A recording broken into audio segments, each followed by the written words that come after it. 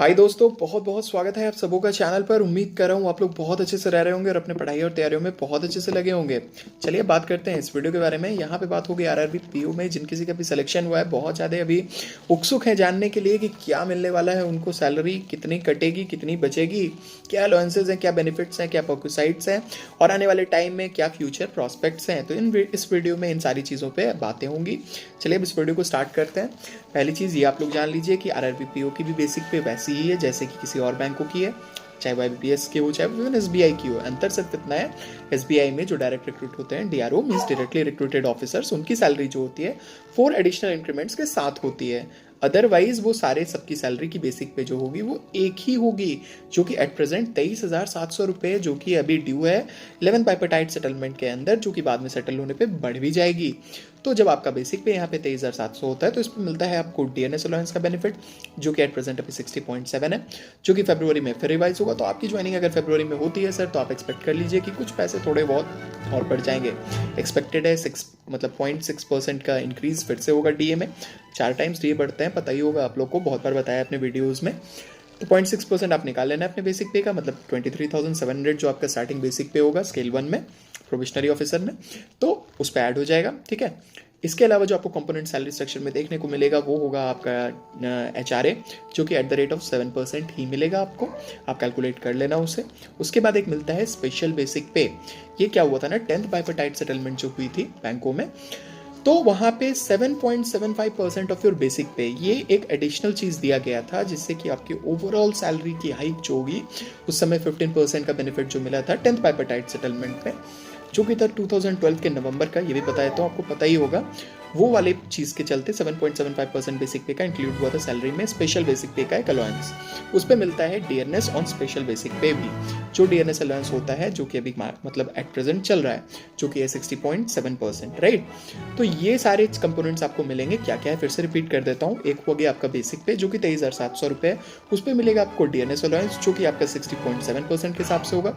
उस पर मिलेगा आपको एचआरए है आपका यहाँ पे 7%। उसके बाद मिलेगा स्पेशल बेसिक पे, और स्पेशल बेसिक पे भी मिलेगा आपको डीए। बहुत चीज़ बोल दिया। इन टोटल कितना होता है, कैलकुलेट किए नहीं किए? चलो इन शॉर्ट बता देता हूँ। ये होगा घूम फिर के आपका, एट प्रेजेंट मैं जनवरी की बात कर रहा हूँ, और इस जनवरी में आप एक्सपेक्ट कर सकते हो 42,000 कुछ रुपीज़, मतलब अप्रॉक्स आप ले लो। ग्रॉस सैलरी की बात कर रहा हूँ सर, याद रखिएगा, ध्यान दीजिएगा। ग्रॉस सैलरी मतलब वो सैलरी जो कि इन टोटल आपकी बनती है without any types of deductions, complete emoluments, ठीक है, आपके सैलरी सीट की। तो ये 42,000 रुपये या 42,500 रुपये जो भी इन अप्रॉक्स आएंगे, कैलकुलेट कर लेना आप लोग। यही होने वाली है इन टोटल आपकी gross salary as probationary officer in any of the RRBs. ठीक है फ्रेंड्स, ये क्लियर है आपको। अब इसमें डिडक्शन क्या होंगे, तो पहले इसमें कुछ चेंजेस हुए हैं, पिछले वीडियोस में इन चीज़ों को इंक्लूड नहीं किया था, इसलिए इसमें कर देता हूँ कि पहले 1,800 रुपीज़ फिक्स था, जो कि आपके डीएनएस मतलब आपके डिडक्शन में कटता था, जो कि अब कोर्ट केस हुआ था और गवर्नमेंट ने इस चीज़ को एक्सेप्ट किया है, मतलब उस चीज़ के फेवर में दिया है आरआरबी पीओ के लिए भी, कि अन्य और नेशनलाइज्ड बैंक की तरह यहाँ पे भी आपको एनपीएस का बेनिफिट मिलना चाहिए। तो एनपीएस का एक डिडक्शन आपको यहाँ देखने को मिलेगा। साथ ही साथ एक डिडक्शन आपका और होगा, वो होगा आपका कुछ यूनियन का। कुछ यूनियन में जो आप लोग ज्वाइन करोगे जिस समय करते हो, तो उसके कुछ नॉमिनल पैसे 100-200 रुपये जो होंगे वो उस समय आपके यूनियन के हिसाब से वो आपके कटेंगे। और आपकी सैलरी अगर आपके इनकम टैक्स स्लैब्स के आगे जाती है, कुछ पैसे आप चाहो तो ईटीसी में बचा सकते हो।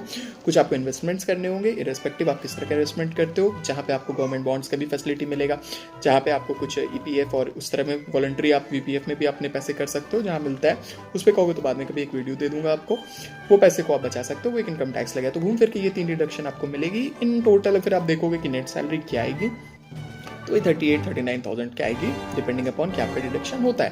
राइट फ्रेंड्स, ये तो क्लियर है। अब चलो बात करता हूँ इस वीडियो में कुछ आपके फ्यूचर प्रमोशंस के बारे में। तो ऐसा था कि अगर आरआरबी की हिस्ट्री को आप चेक करोगे, पहले पता करोगे, तो आरआरबी ऑलरेडी स्पॉन्सर्ड बैंक है, मतलब कोई बड़े बैंक जो होते हैं वो स्पॉन्सर करते हैं इसे। तो वो स्पॉन्सर्ड बैंक जो होते हैं उन्हीं के मतलब सीनियर ऑफिसर्स पहले प्रमोशंस इतने फास्ट नहीं हुआ करते थे किसी भी बैंक के, नॉट ओनली आरआरबी बट किसी भी बैंकों के। तो स्केल 2 स्केल 3 आरएम मतलब बहुत बड़ा पोस्ट हो जाता था। अभी आप लोग सुनते हो स्केल 7 हो गया, जीएम हो गया, इतना हाई पोस्ट हो गया। तो प्रमोशन उतने नहीं हुआ करते थे, उतना हाई पोस्ट नहीं हुआ करता था। बाद में सब चीज़ें रिवाइज हुई, प्रमोशन चैनल सुधरे, बहुत अच्छे अच्छे प्रमोशन देखने को मिले, और आदमी लोग आज के कैंडिडेट्स लोग देखो ईडी तक बन जाते हैं।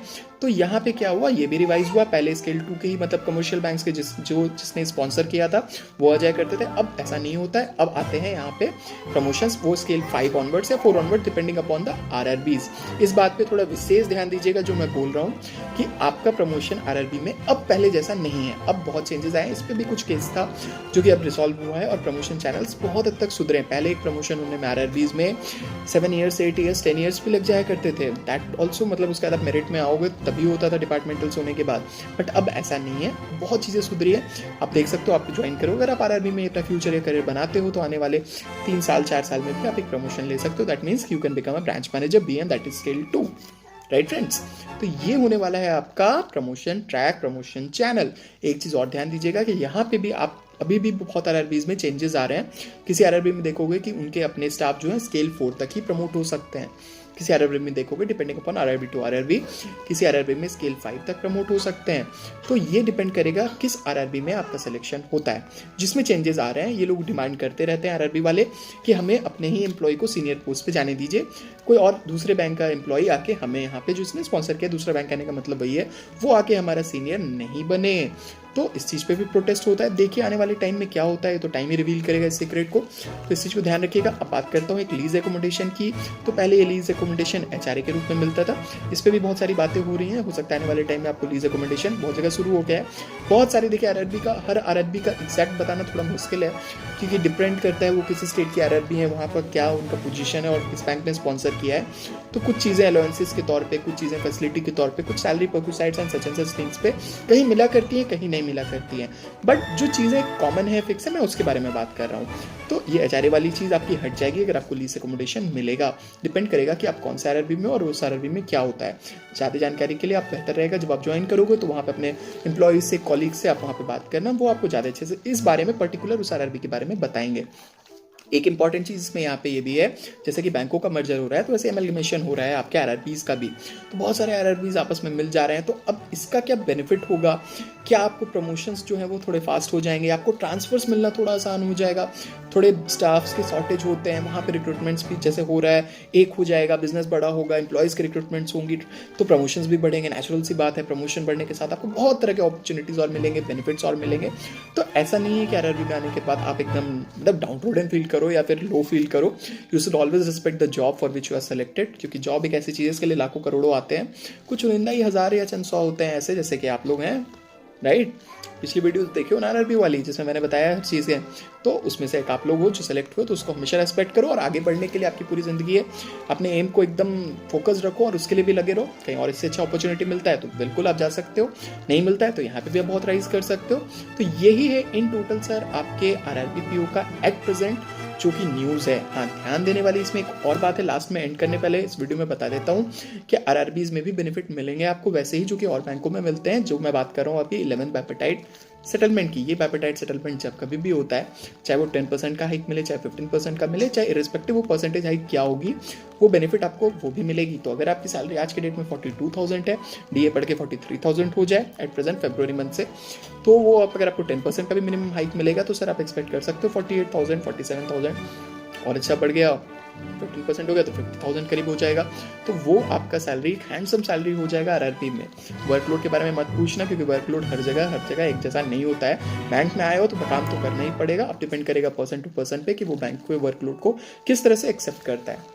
चलिए फ्रेंड्स, यही रखते हैं इस वीडियो में, मिलते हैं फिर नेक्स्ट वीडियो में, फिर बातें करेंगे कुछ और चीज़ों के बारे में। अगर आपको स्टिल कोई डाउट्स होते हैं तो आइए नीचे कमेंट सेक्शन में आके पूछिए।